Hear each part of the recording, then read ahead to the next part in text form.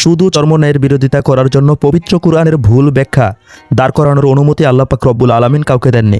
তবুও যারা চরমনাইয়ের বিরোধিতা করার জন্য কুরআন শরীফের ভুল ব্যাখ্যা, ভুল তর্জমা করছেন, ভুল জায়গায় কুরআন শরীফের ব্যাখ্যা দিচ্ছেন, অবশ্যই আল্লাহ পাক রব্বুল আলামিনের সামনে আপনাকে দাঁড়াতে হবে, কাঠগড়ায় দাঁড়াতে হবে।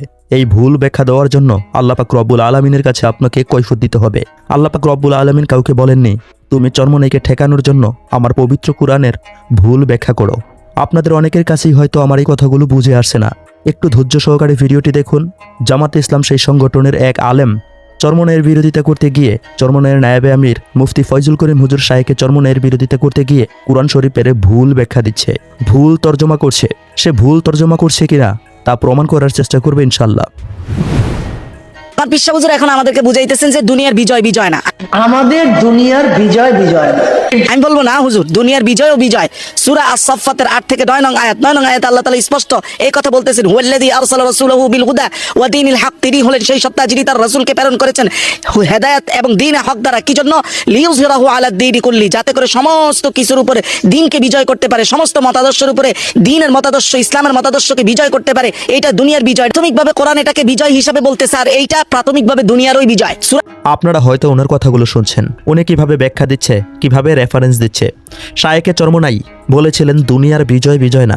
সেই কথাটাকে সামনে রেখে উনি কুরআন ও হাদিস দিয়ে প্রমাণ করার চেষ্টা করছে দুনিয়ার বিজয়ও বিজয়। আসুন আরেকটু সামনে যাই, পরে কথাগুলোকে ক্লিয়ার করবো ইনশাআল্লাহ। নূরের 55 নং আয়াতে আল্লাহ তাআলা স্পষ্ট বলতেছেন, ওয়াদাল্লাহুল্লাযীনা আমানু মিনকুম ওয়া আমিলুস সালিহাত লা ইস্তাখলিফান্নাহুম ফিল আরদ।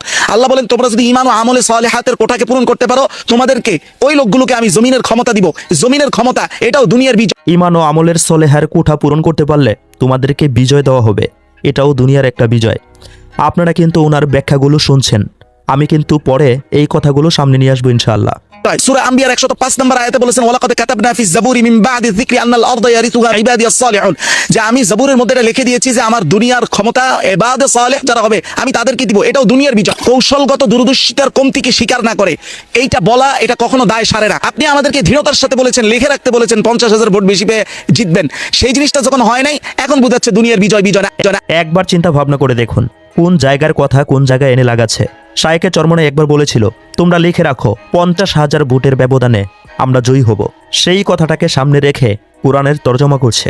চিন্তা ভাবনা করে দেখুন, কৌশলগতভাবে আগাতে পারেনি সেজন্যই বলছে দুনিয়ার বিজয় বিজয় না। এখন আমার কথা হচ্ছে, আপনারা কি কৌশলগতভাবে এগিয়েছেন? আগে ভাগে সিল মেরে রেখেছেন, আগে ভাগেই সিল তৈরি করে রেখেছেন, ভোট কেনার জন্য হাতের মুঠে টাকা ধরিয়ে দিয়েছেন। এটাকেই কি আপনারা কৌশল মনে করেন, ইসলামিক কৌশল? প্রশ্ন রইল হযরত আপনার কাছে। আরে ভাই, আখিরাতের বিজয়ের জন্য তো কোনো কৌশল লাগে না, দুনিয়ার বিজয়ের জন্য কৌশল লাগে। দুনিয়ার বিজয়ের জন্য যুদ্ধ লাগে, আখিরাতের বিজয় তো আল্লাহ। প্রত্যেকটা ইমানদারের বিজয় হবে। যার যাররা পরিমাণ ঈমান নিয়ে যে আখিরাতে পৌঁছবে, তার একদিন না একদিন সে জান্নাতে যাবে, আর এটাই তো বিজয়। আখিরাতের বিজয়ের জন্য কোনো কৌশল অবলম্বন করতে হবে না। যদি যাররা পরিমাণে ঈমান থাকে তাহলেই সে আখিরাতে বিজয় হয়ে যাবে। কিন্তু দুনিয়ার বিজয় অর্জন করতে হলে কৌশল অবলম্বন করতে হবে, এমন কথাই কিন্তু এখানে থাকাই আলেম সাহেব বলেছে। এখন আমার কথা হচ্ছে, আপনারা কি দুনিয়াবী বিজয় অর্জন করার জন্য আল্লাহর ফরজ হুকুম পর্দাকে উঠিয়ে দিয়েছেন? আপনাদের দলের আমির সাহেব আল্লাহর ফরজ হুকুম পর্দাকে মানছে না। আপনাদের যারা চলে গিয়েছে নায়েবে আমির সাহেব, সেও কিন্তু পর্দার বিধানটাকে মানেনি।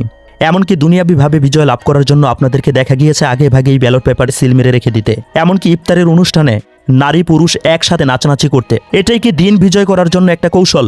আপনার কাছে কি এই কৌশলের কোনো ব্যাখ্যা আছে? আল্লাহ পাক রব্বুল আলামিনকে কুরআন শরীফের মধ্যে এই কৌশল অবলম্বন করার কথা বলেছে, এমন কোনো পন্থা অবলম্বন করতে বলেছে যেটা ইসলাম সাপোর্ট করে না? প্রশ্ন রইল হযরত আপনার কাছে।